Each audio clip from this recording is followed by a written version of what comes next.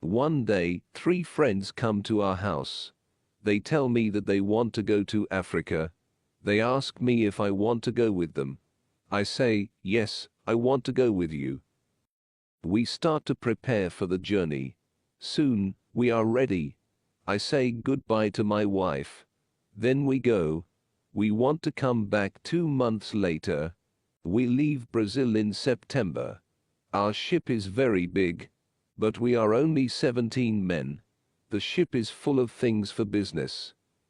The weather is good but very hot at the beginning. 1 week later, we see a hurricane. The hurricane is very strong. Our ship is in danger. The hurricane is finished after 3 days. But when the hurricane is away, we have a problem. The ship is broken.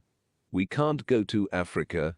The captain wants to go back and repair the ship. But I don't want to go back. We talk about it. We think about the best solution. Then in the evening, a second hurricane comes. The wind is strong. The waves are very big. Then one man shouts, "Land." When the man shouts land, the ship stops. The sea is not deep enough. It is bad for our broken ship. The ship can break every second. We must go on a smaller boat. This is very dangerous because the boat is very small for 17 men.